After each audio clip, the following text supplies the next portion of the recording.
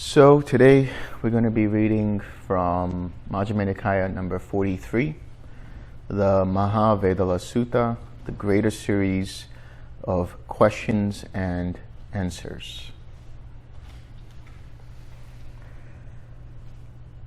Thus have I heard, on one occasion the Blessed One was living at Savatthi in Jeta's Grove, Anathapindika's park. Then when it was evening, the Venerable Mahakotthita rose from meditation, went to the Venerable Sariputta, and exchanged greetings with him. When this courteous and amiable talk was finished, he sat down at one side and said to the Venerable Sariputta, one who is unwise is said, friend. With reference to what is this said, one who is unwise? Now this dialogue is between two arahats, Sariputta and Mahakotthita. So he's asking these questions not to clarify things, but as a way of helping his students understand. So oftentimes you'd have these, let's say, fireside chats where you'd have two arahats talking together and you'd have an audience listening. And so this is what was going on. One does not wisely understand. One does not wisely understand, friend. That is why it is said, one who is unwise. And what doesn't one wisely understand? One does not wisely understand this is suffering. One does not wisely understand this is the origin of suffering. One does not wisely understand this is the cessation of suffering. One does not wisely understand this is the way leading to the cessation of suffering. One does not wisely understand. One does not wisely understand. That is why it is said, one who is unwise. So whenever they talk about being wise or having wisdom or wisdom in general, they're referring to the understanding of the links of dependent origination. When you understand the links of dependent origination, you have obtained wisdom. And when you understand it fully, you understand the Four Noble Truths fully. Here, Sariputta is saying one who does not understand suffering, one who does not understand the cause of suffering, one who does not understand the cessation of suffering, and one who doesn't understand the way leading to the cessation of suffering. In other words, one who does not 6R is one who is unwise. Why is that? Because when you recognize what you are doing is you are understanding that there is suffering present. That suffering arises in the form of a hindrance, in the form of an unwholesome state, in a form of craving or aversion towards a pleasant or unpleasant feeling. When you recognize that, you say, this is suffering. You understand, okay, here is present a hindrance. When you release and let go of that hindrance, take your attention away from it, you are abandoning the cause of that. And when you relax, you are letting go of the craving. So you are abandoning the second noble truth, and in that moment you experience the third noble truth of the cessation of suffering. See it for yourself. When there is a hindrance present, when there's tightness and tension present, and you 6R it, and you let it go, what happens? You feel relief in that moment. And that relief manifests as a mind that's calm, cool, collected, spacious, open, like a cloudless sky. And then when you re-smile, come back to your object, repeat, you're cultivating the Eightfold Path. Just by doing that process of the 6Rs, because you're cultivating right effort, which is the core of the Eightfold Path. Remember, it's from right effort that you go from the wrong factors of the wrong path to the right factors of the right path. So this is how you understand the Four Noble Truths in every moment. You 6R. This is how you are teaching yourself. If you effectively 6R, then you are letting go of craving, letting go of suffering, and understanding the cessation of that by cultivating the Eightfold Path.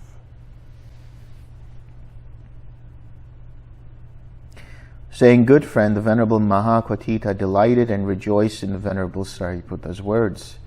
Then he asked him a further question. One who is wise is said, friend.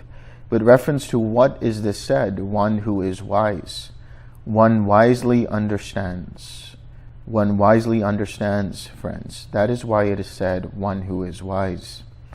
What does one wisely understand? One wisely understands this is suffering. One wisely understands this is the origin of suffering. One wisely understands this is the cessation of suffering. One wisely understands this is the way leading to the cessation of suffering. One wisely understands, friends. That is why it is said, one who is wise. So wisdom is developed every time you 6R. Every time you're able to recognize craving, every time you are able to recognize aversion, every time you're able to recognize any of the hindrances, anytime you're able to recognize the mind's desire to react out of craving and aversion, you are developing wisdom. Because now you're aware of that, and then you use the rest of the path to let go of it. Use the rest of the 4 right efforts in the form of the rest of the 6 R's to let go of it and then to generate wholesome states of mind. And these wholesome states of mind include loving kindness, compassion, joy, equanimity, patience, and khanti, which is patience, and forgiveness, and generosity, and so on and so forth. Along with that, you're also cultivating the 7 enlightenment factors, because as we understand it, when you 6R, you are also activating each of the 7 factors of enlightenment, each of the 7 factors of awakening. When you recognize, you bring up mindfulness and you bring up investigation of states. When you let go using release, you bring up effort, which is energy. And then when you relax, you bring up tranquility. When you smile, you bring up the factor of joy. And when you return back to your object, you bring up collectedness. And through that process, you are developing equanimity. And so this is how you cultivate and activate the enlightenment factors as well. And as you do this, you start to develop more and more wisdom. You start to penetrate the Dhamma, which is the understanding of dependent origination, and letting go of suffering, letting go of craving, and experiencing Nibbana here and now. Consciousness is said, friend. With reference to what is consciousness said? It cognizes, friend. That is why consciousness is said. What does it cognize? It cognizes this is pleasant. It cognizes this is painful. It cognizes this is neither painful nor pleasant. It cognizes, friend. That is why consciousness is said. So here, when we talk about consciousness, we're talking about the aggregate of consciousness, or the link of consciousness, which is the cognition of something, the awareness of something, the knowing that this experience is painful, the knowing that this experience is pleasant, the knowing that this experience is neither painful nor pleasant. So cognition is just a bare knowledge of something. This is how it is understood. It has nothing to do with an all-pervasive consciousness. It has nothing to do with an all-pervasive self tied to this all-pervasive consciousness. Wisdom and consciousness, friend, are these states conjoined or disjoined? And is it possible to separate each of these states from the other in order to describe the differences between them. Look at the question that he's asking. Wisdom and consciousness, friend, these states are conjoined, not disjoined, and it is impossible to separate each of these states from the other in order to describe the difference between them. For what one wisely understands, that one cognizes, and what one cognizes, that one wisely understands. These states, that is why these states are conjoined, not disjoined, and it is impossible to separate each of these states from the other in order to describe the difference between them. When you experience the links of dependent origination, there's already consciousness there. When you come out of cessation of perception, feeling, and consciousness, there's already consciousness there because it makes contact with the Nibbana element. That contact is understood to be signless, to be void, to be undirected. When that contact arises, it means there is already consciousness present, and there's consciousness present in the states thereafter, in the feeling of joy and relief. There's consciousness there when you see the links of dependent origination.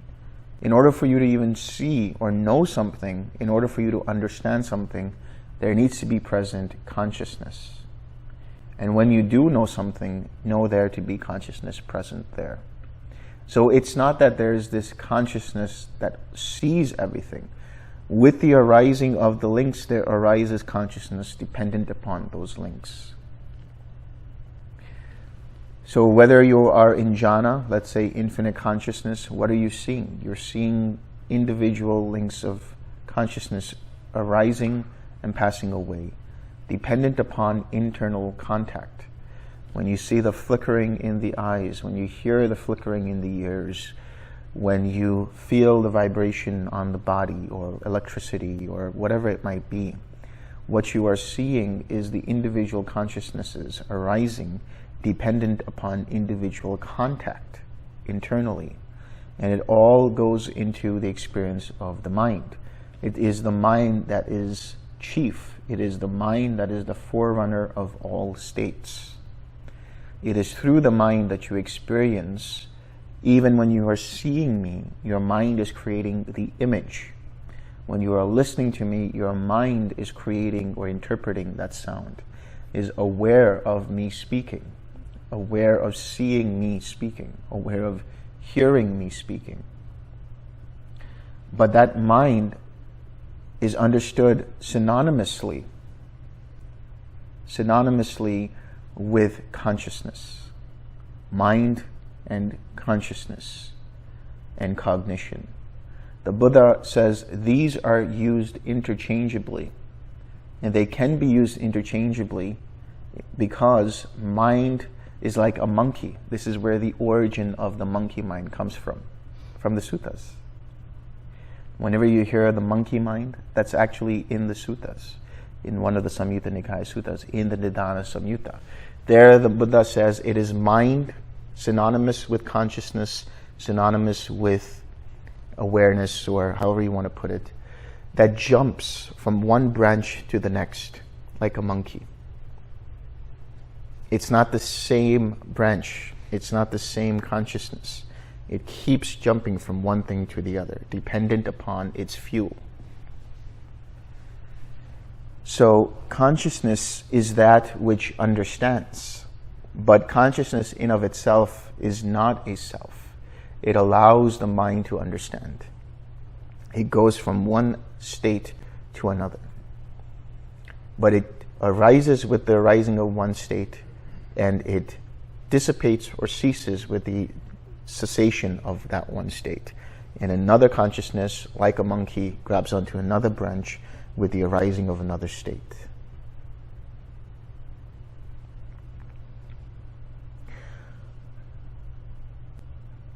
What is the difference, friend, between wisdom and consciousness, these states that are conjoined and not disjoined? Just now, Sariputta said, These states are conjoined, not disjoined, and it is impossible to separate each of these states from the other in order to describe the difference between them. And yet here is Mahakotita asking, well then what is the difference between these two, wisdom and consciousness? The difference, friend, between wisdom and consciousness, these states that are conjoined, not disjoined, is this. Wisdom is to be developed. Consciousness is to be fully understood. What does that mean? Wisdom is to be developed. What is that wisdom? Right view. What is right view? The understanding of the Four Noble Truths. Consciousness is to be fully understood. What is that consciousness?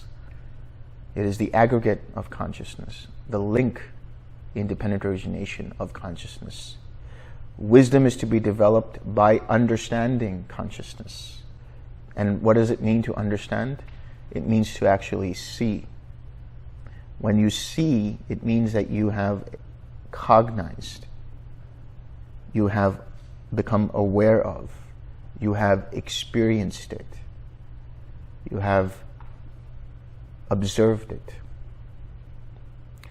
So wisdom here is in reference to right view. Consciousness here is in reference to the quality or the link of dependent origination that is consciousness, also the aggregate of consciousness.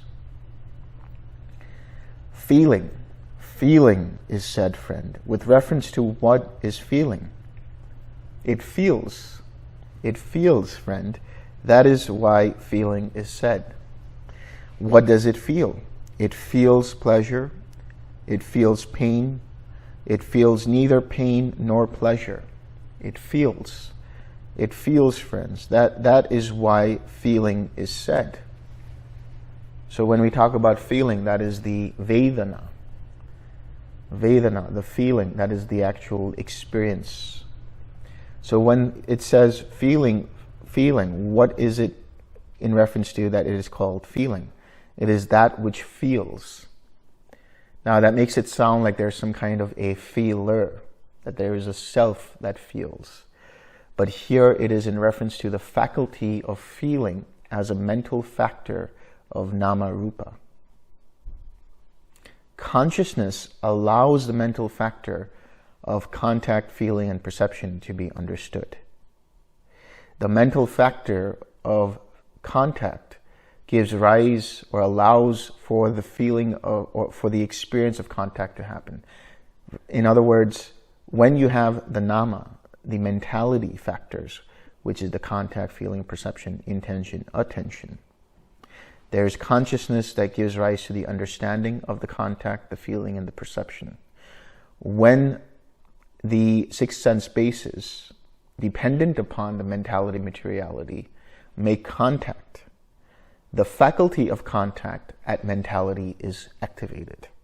And dependent upon that, the faculty of feeling allows the mind to experience whatever it is experiencing. So dependent upon the link of contact, there is the link of feeling, the process of feeling, which is activated, which is given rise to by the mental factor of feeling. So the faculty that's there in nama rupa is feeling, that which feels, that which allows the feeling process to happen. So in other words, there is the feeling factor, the feeling faculty at the level of mind or the level of mentality, which then allows for the process of feeling to be understood at the process level of feeling that arises after contact in that scheme of dependent origination from contact and feeling, from the six sense bases to contact to feeling. Perception. Perception is said, friend, with reference to what is perception said.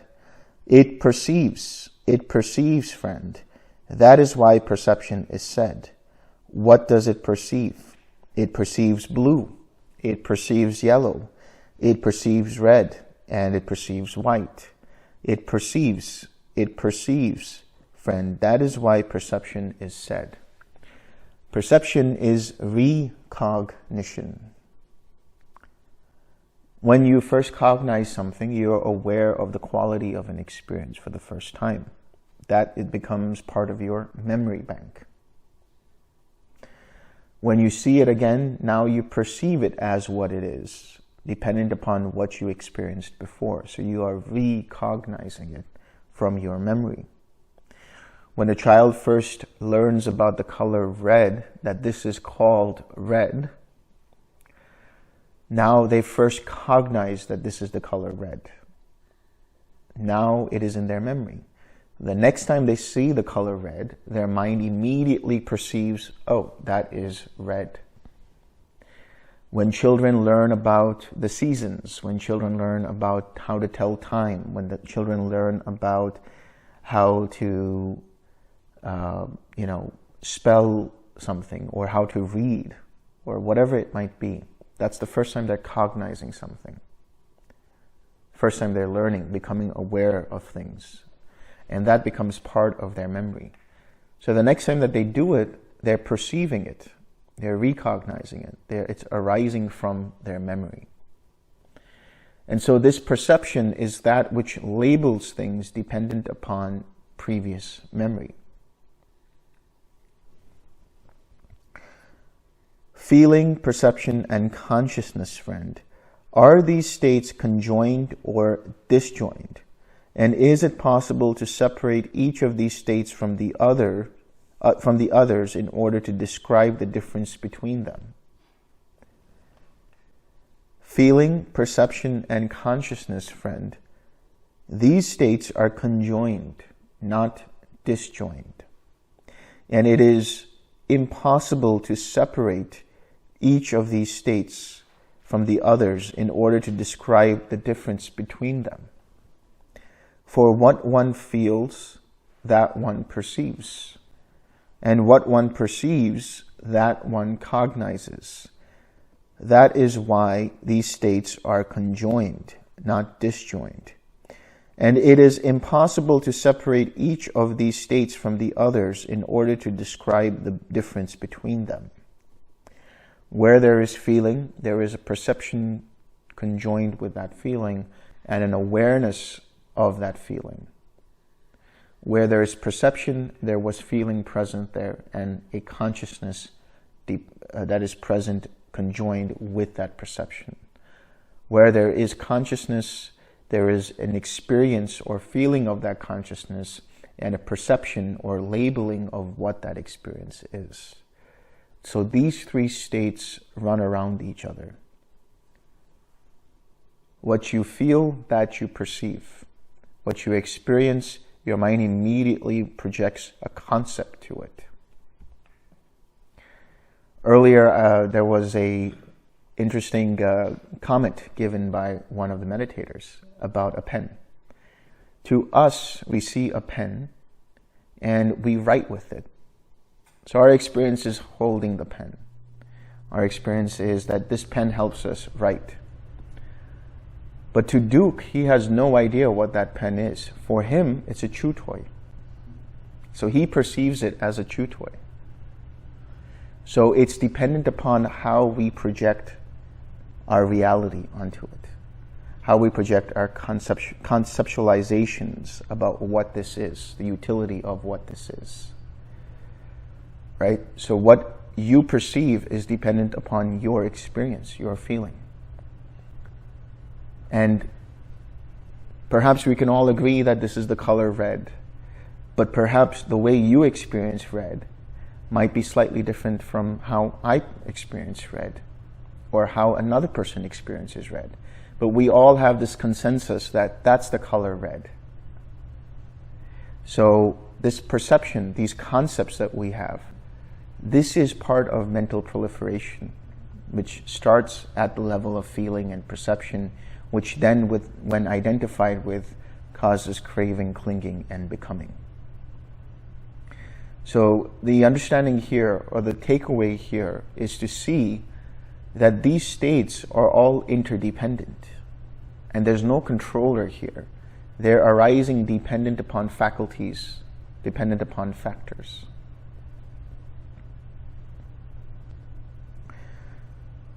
Friend, what can be known by purified mind consciousness released from the 5 faculties? Friend, by purified mind consciousness released from the 5 faculties, the base of infinite space can be known thus. Space is infinite. The base of infinite consciousness can be known thus. Consciousness is infinite. And the base of nothingness can be known thus. There is nothing. So what he's talking about is what can be known by purified mind consciousness. That is mind consciousness that is purified from the 5 hindrances. There's no hindrances present. No obstructions present. Released from the 5 faculties, the 5 physical sense bases, part of the body. That is just mind alone. What is it that can be known? What can be known is infinite space, infinite consciousness, and nothingness. When you are in these arupa jhanas, these are the reason why they're called arupa. They're also known as ayatanas, which means the base or the realm or the dimension of infinite space, of infinite consciousness, of nothingness. All of this is being experienced at the level of mind consciousness. That is why I'm saying when you experience the infinite space, it's not happening at the level of the body. It's being experienced as a mental experience. When you see infinite consciousness, or you see the arising and passing away of consciousnesses, they're all happening at the level of mind. Even though you think that they're flickering at the eye, even though you think you're hearing flickering at the ear, these are all internal contact that's happening dependent upon mind, or happening through mind. And nothingness, the perception of nothingness, is also happening at the level of mind. Nothing to do with the body. This is why they're called arupa. You transcend the body. You transcend contact with the body. You transcend that, and now you are just in mind. So even the notion that you're sending out loving kindness or compassion from the head, that's a physical feeling. Just forget about that. Forget about where you're radiating the loving kindness from, whether it's the body or the head. Just radiate. That's the mental experience to experience. That's the mental experience that the mind perceives. Right? So even the idea that you're radiating from the head, you don't need to hold on to that. Let that go. Just radiate. Whether it's loving kindness, compassion, joy, or equanimity. Friend, with what does one understand a state that can be known? Friend, one understands a state that can be known with the eye of wisdom. This eye of wisdom is also known, well, it comes from the Pali Panya Chaku. That's the eye of wisdom. So this Panya Chaku is just this level of mind that understands and sees dependent origination. But that eye of wisdom is not some kind of permanent entity. It arises dependent upon experiences. When one link arises, it sees the arising of that link. When that link passes and arises the next, then with that it arises and passes. It's not stationary.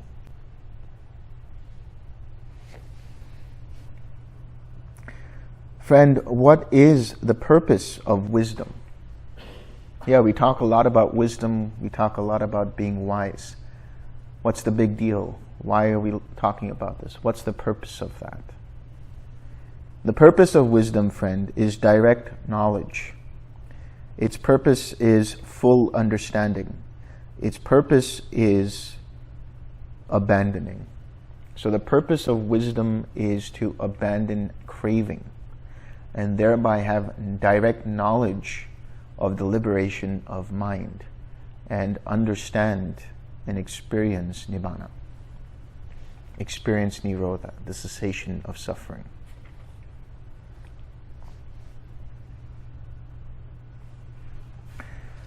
Friend, how many conditions are there for the arising of right view?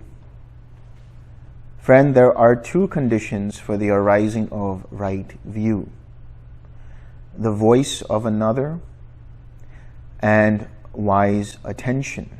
These are the two conditions for the arising of right view. The voice of another is the voice of the Buddha. Now it's the suttas. That voice allows you to know what is right view and what is wrong view. Wise attention is yoniso manasikara.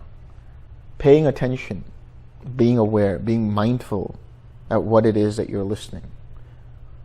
And being mindful of that, you then have right view. You come to the understanding of right view. Friend, by how many factors is right view assisted when it has deliverance of mind for its fruit? Deliverance of mind for its fruit and benefit. When it has deliverance by wisdom for its fruit. Deliverance by wisdom for its fruit and benefit. Friend, right view is assisted by 5 factors. When it has deliverance of mind for its fruit. Deliverance of mind for its fruit and benefit. When it has deliverance by wisdom for its fruit. Deliverance by wisdom for its fruit and benefit. When I talk about this deliverance of mind, that's understood as, it comes from the word cheto vimutti, the liberation of the mind.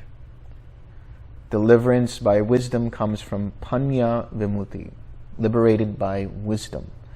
In the case of liberated by wisdom, it happens through the first 4 jhanas.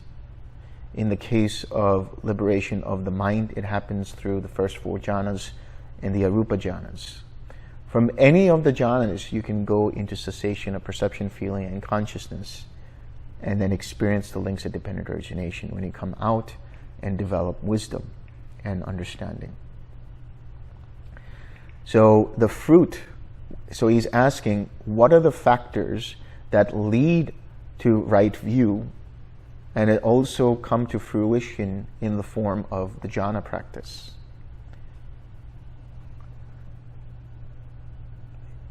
Here, friend, right view is assisted by virtue, assisted by sila, keeping your precepts. Learning means to read the suttas, to listen to Dhamma talks. Discussion, to discuss the Dhamma amongst yourselves, to discuss different aspects of the Dhamma, to have questions and answers about the Dhamma.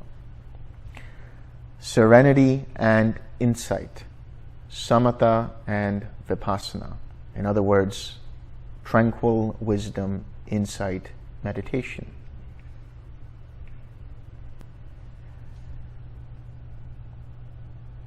Right view, assisted by these factors, has deliverance of mind for its fruit. Deliverance of mind for its fruit and benefit. It has deliverance by wisdom for its fruit. Deliverance by wisdom for its fruit and benefit. Friend, how many kinds of being, or how many kinds of existences, or how many kinds of habitual tendencies, categories of habitual tendencies are there? There are these 3 kinds or categories of habitual tendencies, friend. Sense sphere habitual tendencies, fine material habitual tendencies, and immaterial habitual tendencies. Sense sphere, that means habitual tendencies rooted in the sensual realm. Sensual realm includes the 6 sensual heavens, the human realms, the hungry ghost realms, the animal realms, and the hell realms. These are all constituted by the 6 sense bases.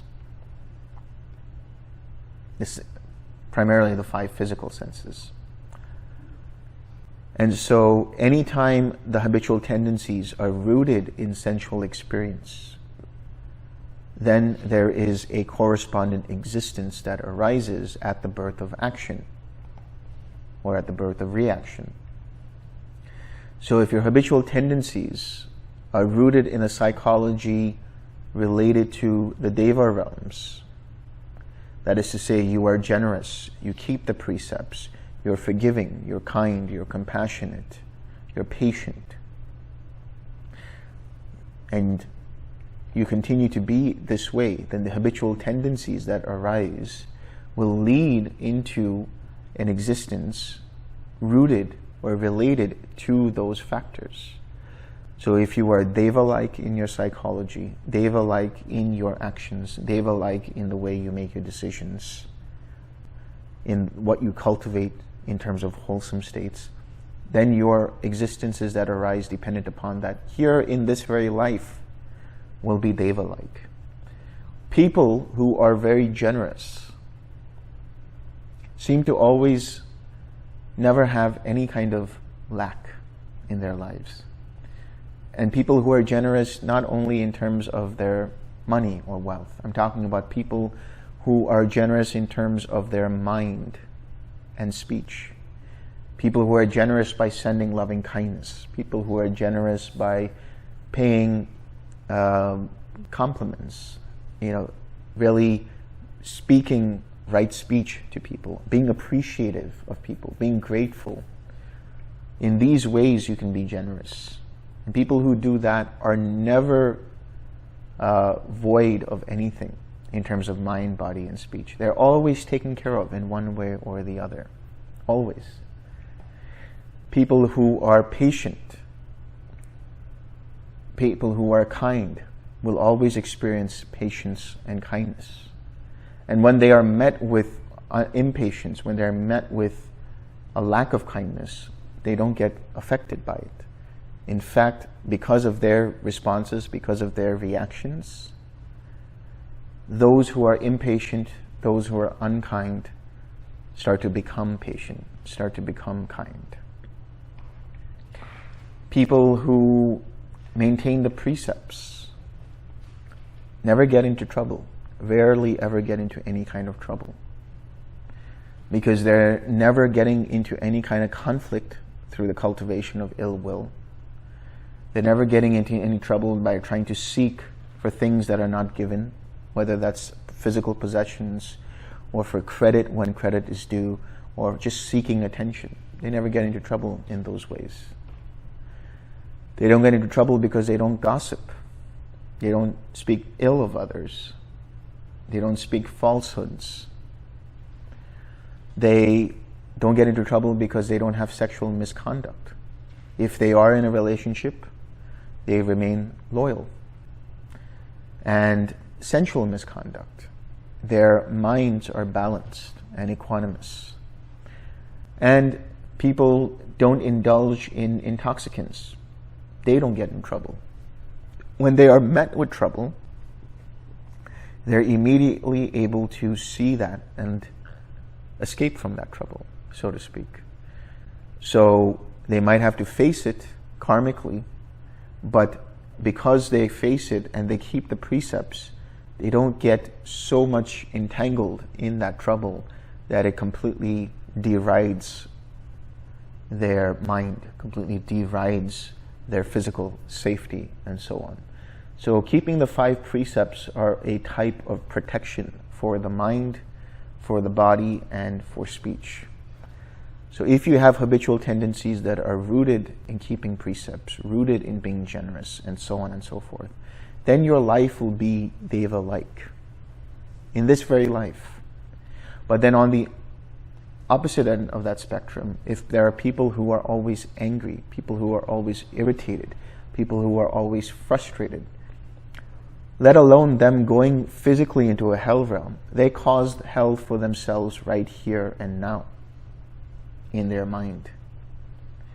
When they're waiting in line and they become impatient, when they start to feel frustrated about something not working, when they get angry at somebody, what are they met with?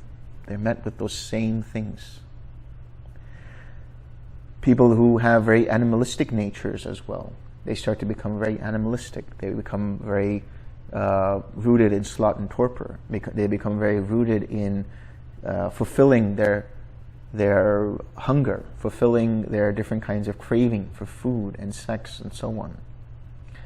And people who are greedy, people who are stingy, people who don't like to share, people who are jealous, people who are envious, that when that happens, those people are like hungry ghosts.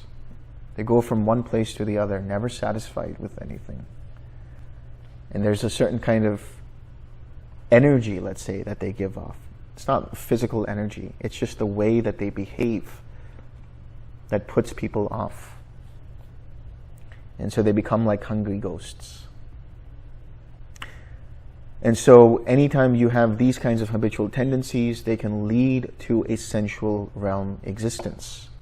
When you start to develop jhanas, the habitual tendencies rooted in that jhana experience starts to make you feel like you are in a brahmaloka, in a fine material realm. It's known as celestial walking. You walk around and you feel good all the time. And same with the arupa jhanas. You can be in infinite space and still walk around. You could be in infinite consciousness and still walk around. You could be in nothingness and still walk around. You can be in quiet mind and still walk around. There was one person at one of the Easter retreats. This person, when at one of the interviews, they said, "I've never experienced my mind so quiet before." And they started crying because of the level of depth of quiet that they experience. Not a single thought in their mind. Complete clarity. Imagine that. When you are like that, then you are definitely living here and now like in Arupa Brahma. Completely content, completely satisfied. Friend, how is renewal of habitual tendencies in the future generated? Friend, renewal of habitual tendencies in the future is generated through the delighting in this and that on the part of beings who are hindered by ignorance and fettered by craving. In other words, when there is an experience and you start to identify with that experience because of ignorance, lack of mindfulness, and you have craving therefore dependent upon that, then there is liable to be clinging and there is liable to be habitual tendencies from which you act. And therefore a new existence in every moment in this life here and now. Friend, how is renewal of habitual tendencies in the future not generated? Friend, with the fading away of ignorance, with the arising of true knowledge, and with the cessation of craving, renewal of habitual tendencies is not generated. With the fading away of ignorance, having mindfulness, observing how your mind's attention moves from one thing to the other, recognizing when craving arises, recognizing when aversion arises. Ignorance is a lack of mindfulness, but when you are mindful and you have attention rooted in reality, attention that sees things as they are, that is, that they are all dependently arisen, therefore impermanent, therefore not worth holding on to, and therefore not to be seen as me, mine, or myself, this leads to disenchantment, this leads to dispassion, this leads to not clinging, and therefore that mind, through not clinging, is liberated from craving. Because as soon as it is attentive in that way, no underlying tendency towards craving, towards identifying, towards ignorance, towards aversion, towards doubt, towards views, and so on arise. and therefore no full-blown craving or aversion or clinging or being or habitual tendencies can arise. And the arising of the true knowledge, so the cessation of craving arises or happens, let's say the cessation of craving is due to a mind that is fully mindful in every moment. And from that arises true knowledge. That is the true knowledge of the liberation of mind. Every time you 6R, when you recognize craving, you liberate your mind from craving. And there is the true knowledge of the liberation of mind from that craving for that moment. And the more you do it, the more your mind becomes liberated, until finally you 6R, until there's nothing to 6R. And now you have a mind without craving.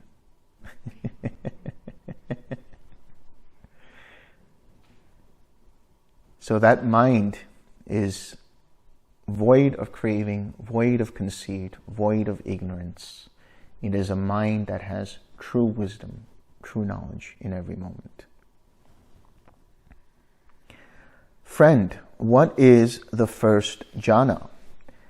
Here, friend, quite secluded from sensual pleasures, secluded from unwholesome states, a bhikkhu enters upon and abides in the first jhana, which is accompanied by applied and sustained thought, with rapture and pleasure born of seclusion. This is called the first jhana. So what is the first jhana? Secluded from sensual pleasures, quite secluded from sensual pleasures. You close your eyes, and now you're secluded from any kind of visual activity. You start to keep your mind on some kind of an intention, and so you stop paying attention to what's going on in terms of the experience of the ears, the nose, the tongue, the body, and now you are just in mind. Secluded from unwholesome states. What are unwholesome states? The 5 hindrances. You let go of any kind of sensual craving, let go of any kind of aversion, let go of any kind of restlessness, let go of any kind of doubt, let go of any kind of sloth and torpor. And then you have entered upon the first jhana, which is accompanied by applied and sustained thought, which is the thinking and examining thought. What is the thinking aspect? You bring up a wholesome image. You bring up wholesome verbalizations. May I be happy. May I be free of suffering. May I have loving kindness. You bring up a wholesome image that allows you to feel happiness in that moment. Then you continue staying with the object that comes up, which is the loving kindness. This is the thinking and examining thought, the applied and sustained thought. With rapture and pleasure born of seclusion, when you are free from the hindrances, there is a relief there. That relief gives rise to the joy of jhana and the sense of feeling comfort in the body and in the mind. You feel at ease. This is the happiness. This is the sukha that's known in Pali. And so this is called the first jhana. Friend, the first jhana friend, how many factors does the first jhana have? Friend, the first jhana has 5 factors. Here, when a bhikkhu has entered upon the first jhana, there occur applied thought, sustained thought, rapture or joy, pleasure or comfort and ease, and unification of mind. This is how the first jhana has 5 factors. Unification of mind comes from the word ekagata. And more often than not, it is translated as one-pointedness. But here, ekagata means a mind that is unified, a mind that is collected around its object of meditation. It's not one-pointed in the sense that it just stays with the object, suppresses everything else. One of the ways to look at it is that the object is a planet, and your attention is the satellite which orbits it.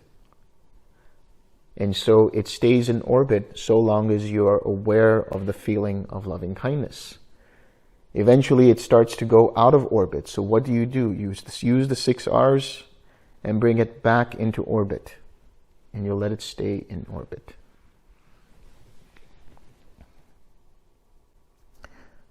Friend, how many factors are abandoned in the first jhana? And how many factors are possessed? Friend, in the first jhana, 5 factors are abandoned and 5 factors are possessed. Here, when a bhikkhu has entered upon the first jhana, sensual desire is abandoned, ill will is abandoned, sloth and torpor are abandoned, restlessness and remorse are abandoned, and doubt is abandoned. And so these are the 5 hindrances that are abandoned. And there occur the applied thought, sustained thought, rapture, pleasure, and unification of mind. So these are the 5 factors of the jhana we were talking about. That is how in the first jhana 5 factors are abandoned and 5 factors are possessed. Friend, these 5 faculties each have a separate field, a separate domain, and do not experience each other's field and domain. That is the eye faculty, the ear faculty, the nose faculty, the tongue faculty, the body faculty. Now, these 5 faculties, each having a separate field, a separate domain, not experiencing each other's field and domain, what is their resort? What experiences their fields and domains? So in other words, the eyes will always experience forms. The ears will always experience sounds. The nose will always experience fragrances. The tongue will always experience flavors. The body will always experience tangibles. But there is a condition called synesthesia, in which you hear tastes, or you see sounds, and so on. But even there, you're still experiencing form in some way. Even there, you're still experiencing the ear faculty. So even though it feels like you're hearing numbers, or you're smelling tastes, or you're tasting forms, or whatever it might be, they're still individualized according to their separate faculties and domains. Right? So the eyes will always still experience forms. The ears will always still experience sounds. But even though they feel like they're experiencing sound, subjectively they're experiencing the sound in the form of a color, they're still experiencing a sound. So if they're experiencing a note, they'll say, I experience the C note, but I also experience the color purple tied to that C note. And so on and so forth. So they'll still experience those faculties and domains that are tied to those particular experiences. Friend, these 5 faculties each have a separate field, a separate domain, and do not experience each other's field and domain. That is the eye faculty, the ear faculty, the nose faculty, the tongue faculty, and the body faculty.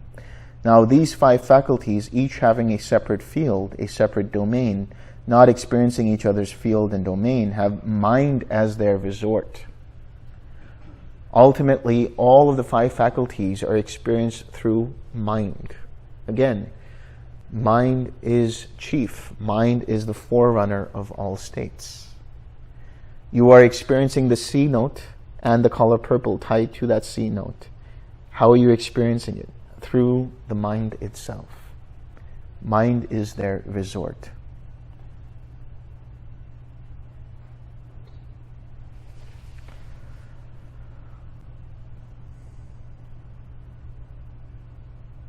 And mind experiences their fields and domains. Friend, as to these 5 faculties, that is the eye faculty, the ear faculty, the nose faculty, the tongue faculty, and the body faculty, what do these 5 faculties stand in dependence on? What are they dependent upon?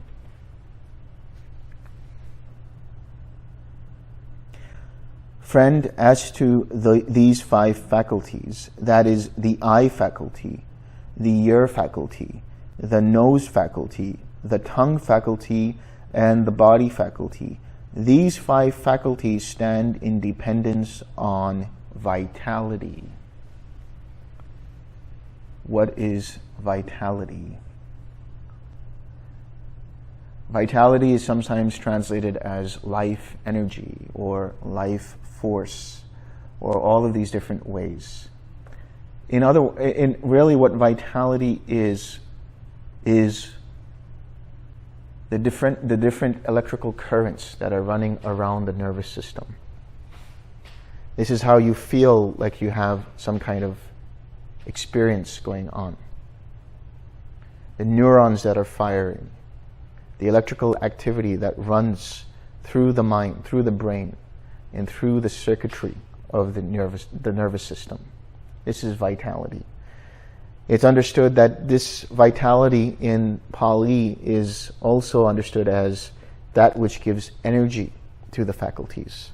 So how do you experience the faculties? What gives energy to the 6 sense bases? It is through the electrical firing that there is an experience of the eye and form, and so on. They stand in dependence upon vitality. If you shut off the entire nervous system, you wouldn't be able to experience any of the 6 sense bases. If you shut off the entire nervous system, you wouldn't be able to experience whatever is happening in terms of the external objects of the 6 sense bases. Friend, what does vitality stand in dependence on? Vitality stands in dependence on heat. What is heat? This comes from the word ushna in Sanskrit. This is heat. This is the fire energy. This fire energy is also known as metabolism. The metabolism of the body. When there is cellular metabolism going on, then everything functions properly, and therefore you can experience things in the proper way. If you don't have proper metabolism, or there is a inefficiency in metabolism, then the vitality cannot function correctly. Friend, what does heat stand in dependence on? What do you think that might be? Heat stands in dependence on vitality.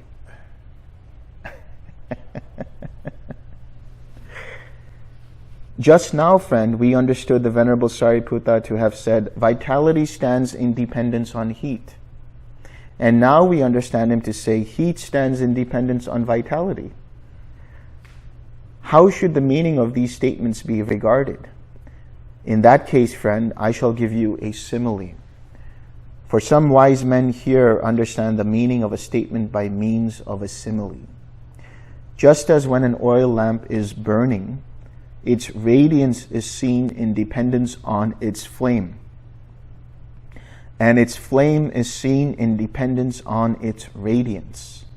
So too vitality stands in dependence on heat, and heat stands in dependence on vitality. When you light up an oil lamp, whether it's an oil lamp or a ghee lamp, what do you see? You see that flame that's there, right? But you see the radiance around that flame. Have you ever noticed it? It's like very sparkly around the flame. That's the radiance. Because of that radiance, you're able to perceive the flame itself.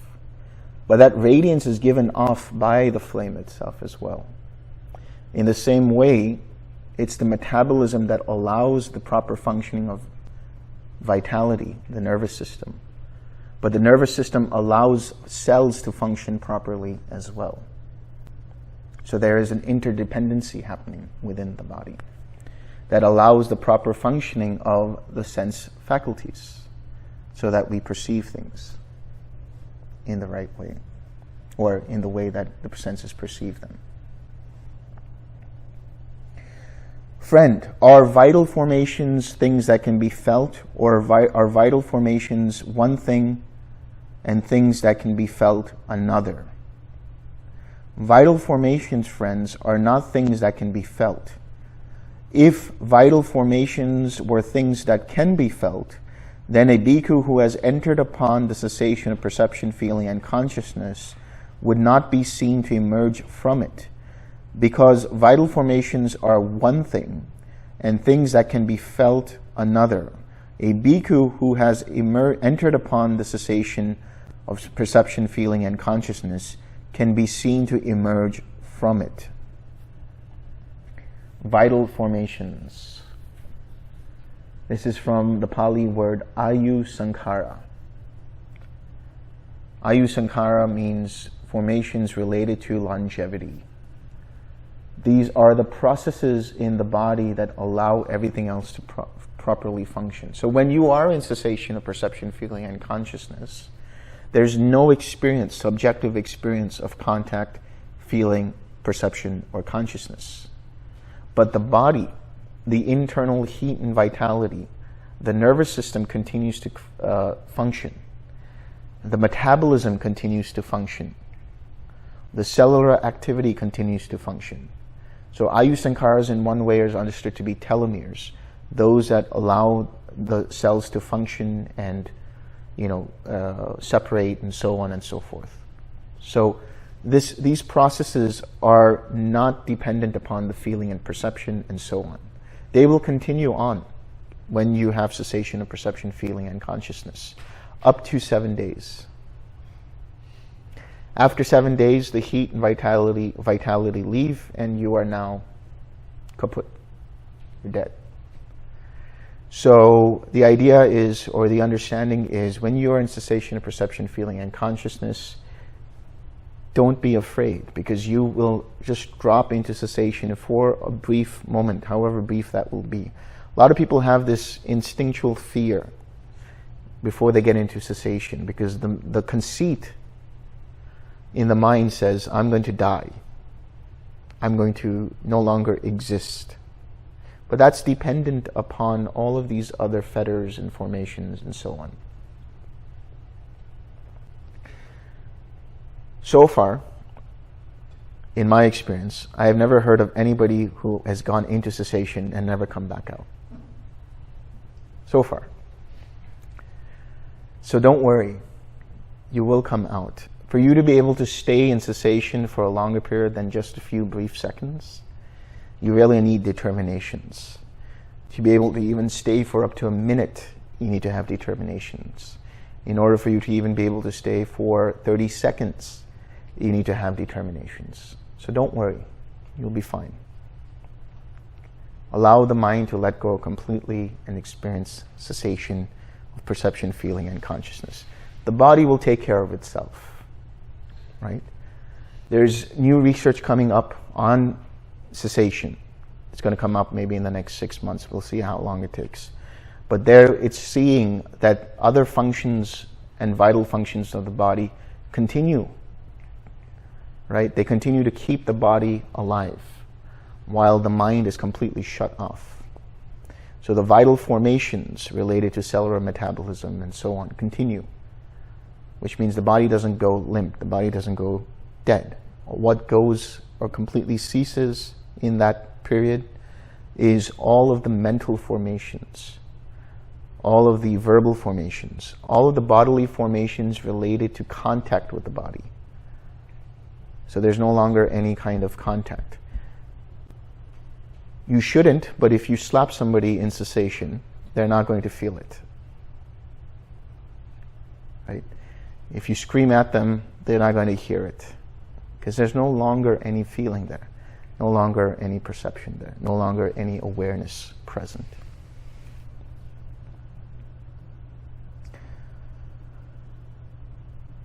Friend, when this body is bereft of how many states is it then discarded and forsaken, left lying senseless like a log? Friend, when this body is bereft of 3 states, vitality, heat, and consciousness, it is then discarded and forsaken, left lying senseless like a log. This is the dying process, when the body starts to dissolve, when there is no longer any consciousness, there's also no longer any vitality. There's no longer any heat. For a little while, the body continues in terms of the cellular activity. For a little while, the body continues in terms of some kind of neural or nervous system activity. But that too shuts down completely. The heat, vitality completely shuts down, and there's no more consciousness also present. Mind consciousness is the last thing to leave the body. Right? So in terms of the dying process of the body, there are certain senses that dissolve one after the other, and there are certain elements that dissolve one after the other. In the case of the 6 sense bases, the first thing to start to dissolve is the sense of smell. Then the sense of smell, the sense of taste. Then there goes the sense of sight. Then the sense of touch. Then the sense of hearing. And then finally, the mind consciousness. These all dissolve one after the other. In terms of the energies or the elements, the first to go is the fire element. The temperature goes away. Then the air element. Or rather the air element and then the fire element. So the respiration stops. The temperature lowers. It cools down. And then the water element goes. And then finally the earth element dissolves. So in the case of somebody who is fully dead, they won't have any more vitality, they won't have any more heat, and they won't have any more consciousness. Friend, what is the difference between one who is dead, one who has completed his time, and a bhikkhu who has entered upon the cessation of perception, feeling, and consciousness? Friend, in the case of one who is dead, who has completed his time, his bodily formations have ceased and subsided. That means there's no more contact with the body. His verbal formations have ceased and subsided. No more activity in terms of expressing speech. His mental formations have ceased and subsided, meaning now there is no more feeling and perception present. His vitality is exhausted, and his heat has been dissipated, and his faculties are fully broken up. No more nervous activity in terms of the nervous system, no more metabolism, and no more activity of the 6 sense bases. There's no way for the 6 sense bases to receive any more information. They've become broken. They've become like a blind person and a deaf person and so on. Even though you shine a light in their eyes, they will not be able to see the light. Even if you speak with them, they won't be able to hear what you're saying, and so on. In the case of a bhikkhu who has entered upon the cessation of perception, feeling, and consciousness, his bodily formations have ceased, no contact with the body. His verbal formations have ceased and subsided, no more thinking and examining thought. And his mental formations have ceased and subsided, no more feeling and perception. But his vitality is not exhausted. His metabolism or his heat has not been dissipated, and his faculties become exceptionally clear. Right now, whatever it is you're experiencing, the eyes, the ears, the nose, the tongue, the body, they're experiencing packets and packets of data. They're always being impinged upon by sensory data through photons, sensory data through vibrations, through taste molecules, through odor molecules, through air pressure, and so on and so forth. But when there's no feeling and perception at all of that information highway that receives those data packets becomes cleared of those data packets. And so now they are exceptionally clear. They have the potential to function, meaning they're not disconnected from the mind, meaning they're no longer broken up. But because there's no more information in the form of sensory data being received, they are exceptionally clear. There's no traffic jam of sensations going on. It's completely free of any kind of sensory traffic.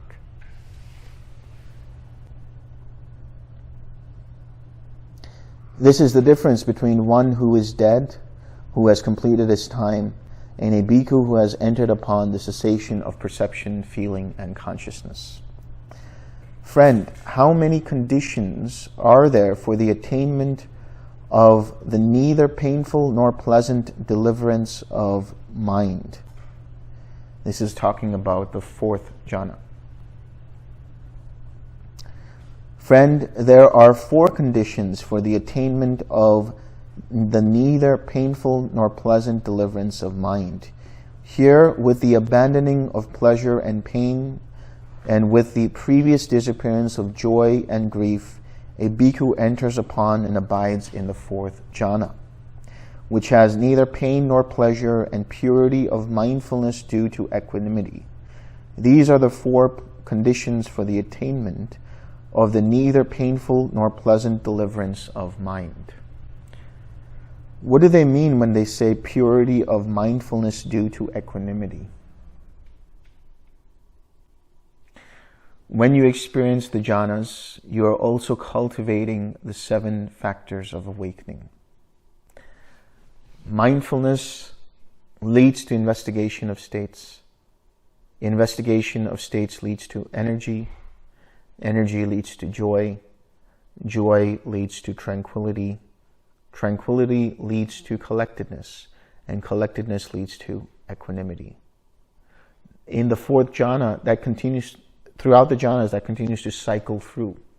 And eventually by the 4th jhana, there is mindfulness, the purity of mindfulness due to equanimity, purified by equanimity. So it cycles through. Then there is a stronger equanimity, a stronger mindfulness, a stronger investigation of states, stronger collectedness, deeper and deeper and deeper until it becomes very collected. Not concentrated, mind you. Collected, unified. Friend, how many conditions are there for the attainment of the signless deliverance of mind? Signless collectedness of mind, signless deliverance of mind. Friend, there are 2 conditions for the attainment of the signless deliverance of mind. Non-attention to all signs and attention to the signless element.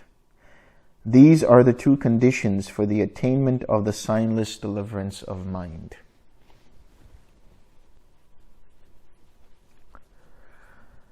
There is this state known as the signless collectedness of mind. It arises in between full cessation and quiet mind. It is signless, which comes from the Pali animitta. Animitta is a sign. Animitta is an object. It is a collectedness of mind that doesn't see any objects, doesn't hold on to any objects. At this point, even quiet mind becomes coarse, and you let go of the edges of all mind itself. And there is the signless, which is that it doesn't take any object.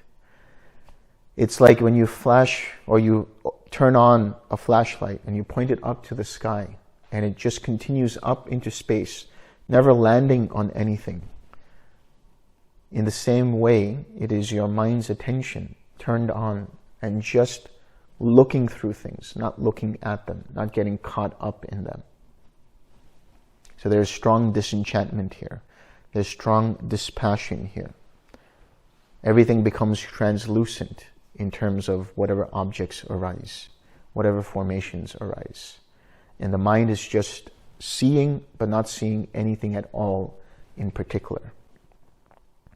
Eventually, the batteries of the flashlight run out and the light disappears.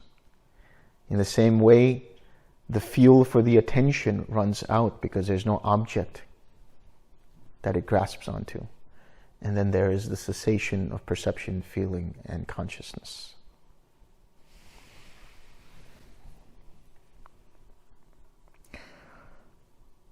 Friend, how many conditions are there for the persistence of the signless deliverance of mind? Friend, there are 3 conditions for the persistence of the signless deliverance of mind. Non-attention to all signs, attention to the signless element, and the prior determination of its duration. These are the 3 conditions for the persistence of the signless deliverance of mind. So if you want, you can actually determine to go into the signless deliverance of mind once you have actually been there, and then make a prior determination to stay there for however long, up to 7 days. Each of the jhanas and cessation and so on, up to 7 days.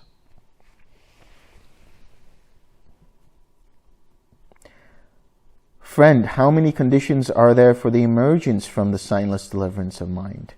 Friend, there are 2 conditions for emergence from the signless deliverance of mind. Attention to all signs and non-attention to the signless element. These are the 2 conditions for emergence from the signless deliverance of mind. So in other words, if you want to get out of the signless state, pay attention to something. Take something as an object and you're no longer there. It's easier to do that than rather to not pay attention to anything at all at that point in time when you're there. Friend, the immeasurable deliverance of mind, the deliverance of mind through nothingness, the deliverance of mind through voidness or emptiness, and the signless deliverance of mind. Are these states different in meaning and different in name? Or are they one in meaning and different only in name? Friend, the immeasurable deliverance of mind, the deliverance of mind through nothingness, the deliverance of mind through voidness or emptiness, and the signless deliverance of mind. There is a way in which these states are different in meaning and different in name. And there is a way in which they are one in meaning and different only in name. Friend, what is the way in which these states are different in meaning and different in name? In other words, they're called different things and they each mean a different thing. Each word or each name or whatever you call it relates to a certain thing. And that is, here, a bhikkhu abides pervading 1/4 with a mind imbued with loving kindness. Likewise the second, likewise the third, likewise the fourth, so above, below, around, and everywhere, and to all as to himself. He abides pervading the all-encompassing world with a mind imbued with loving kindness. Abundant, exalted, immeasurable, without hostility and without ill will. He does the same with compassion, joy, or equanimity. In other words, radiating in the 6 directions and in all directions at the same time. This is known as the immeasurable deliverance of mind. So every time you're radiating in the 6 directions, you are experiencing the immeasurable deliverance of mind. And what, friends, is the deliverance of mind through nothingness?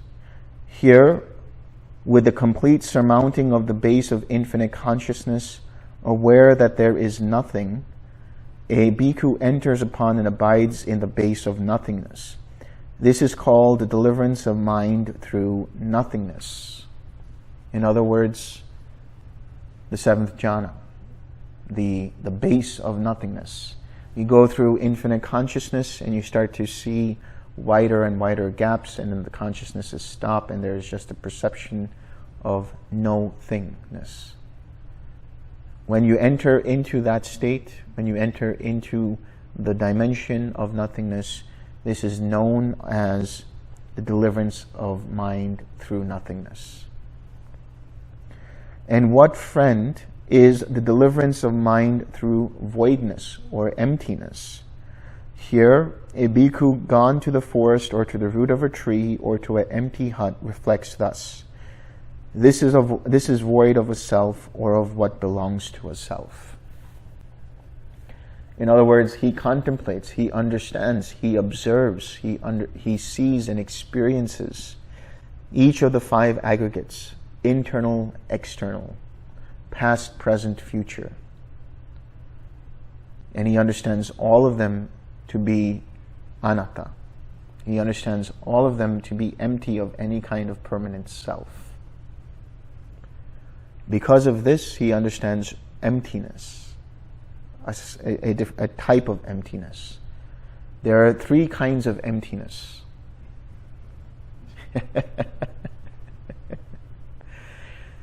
There is the emptiness of that which is not present,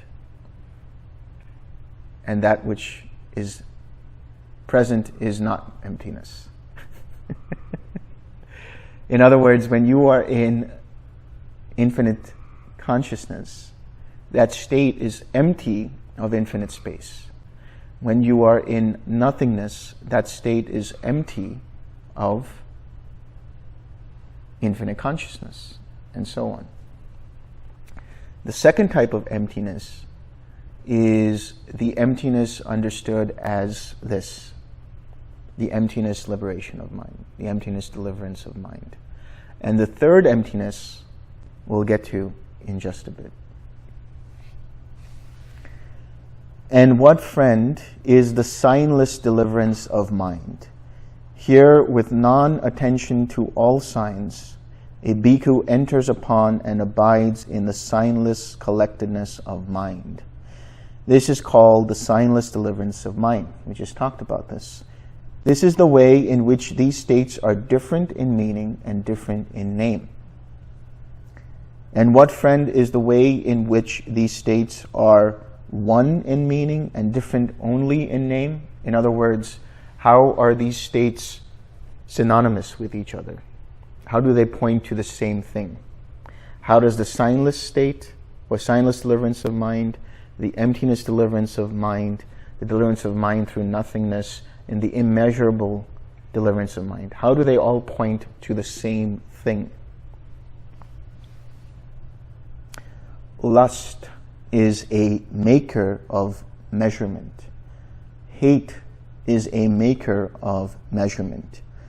Delusion is a maker of measurement. In a bhikkhu whose taints are destroyed, the asavas are destroyed, these are abandoned, cut off at the root, made like a palm stump, done away with, so that they are no longer subject to future arising. Of all the kinds of immeasurable deliverance of mind, the unshakable deliverance of mind is pronounced the best. Now, that unshakable deliverance of mind is void of lust, void of hate, void of delusion. The mind of an arahat.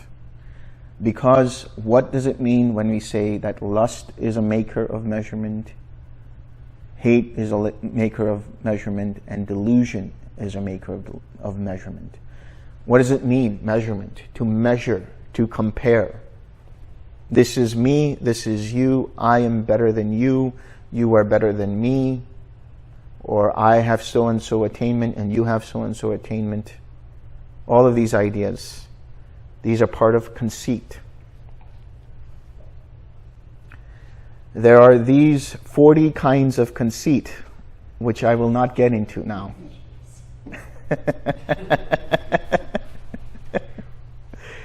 Don't worry, I won't get into it. But conceit comes from the word mana. Mana means to measure something. So lust, craving for something. Hatred, I don't like you.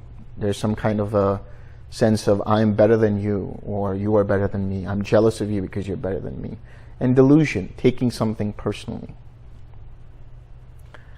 So the immeasurable mind, or the immeasurable deliverance of mind, that is the mind of the Arhat, is that which no longer measures things in that way, through conceit.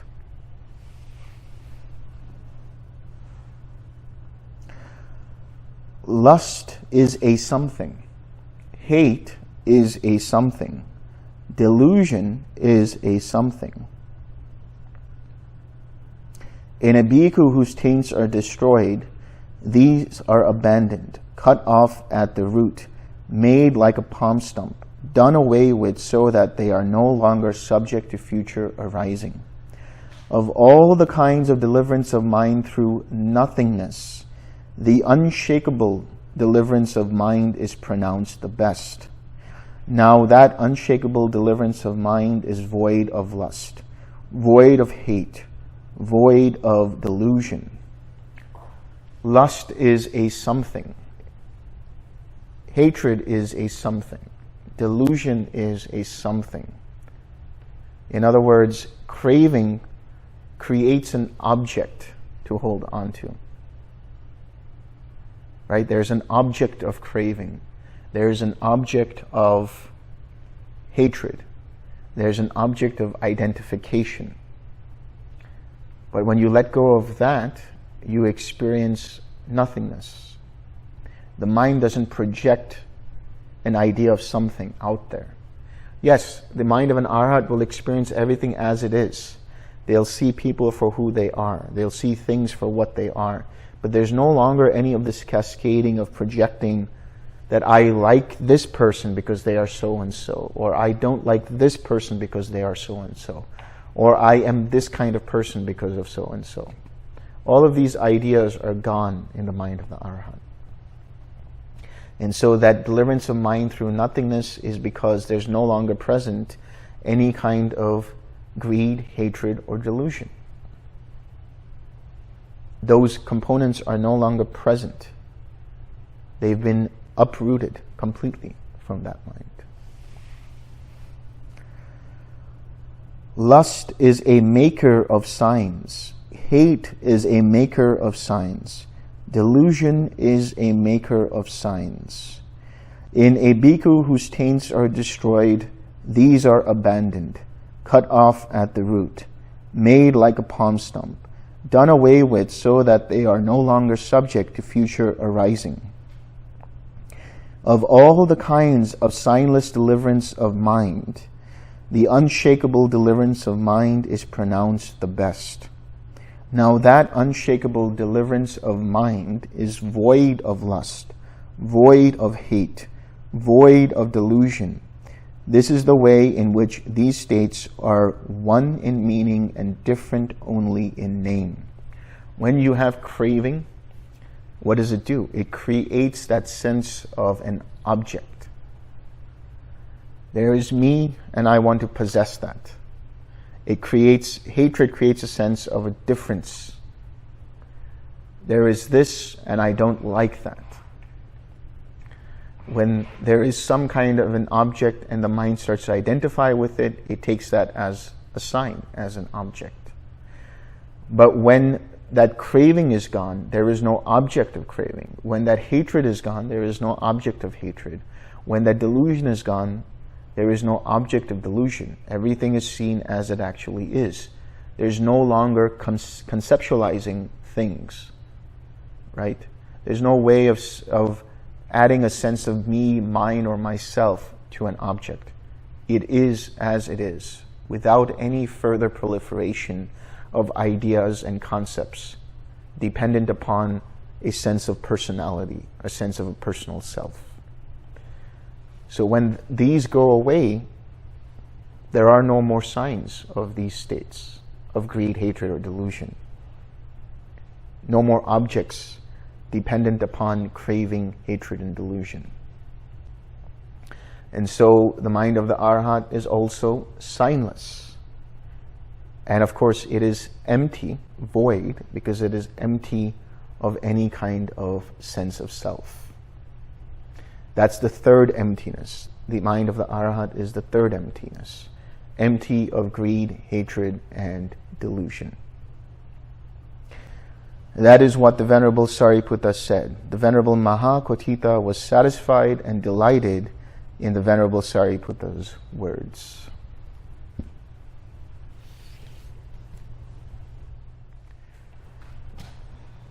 May suffering ones be suffering free. May the fear-struck fearless be. May the grieving shed all grief. May all beings find relief. May all beings share this merit that we have thus acquired for the acquisition of all kinds of happiness. May beings inhabiting space and earth, devas and nagas of mighty power, share this merit of ours. May they long protect the Buddha's dispensation.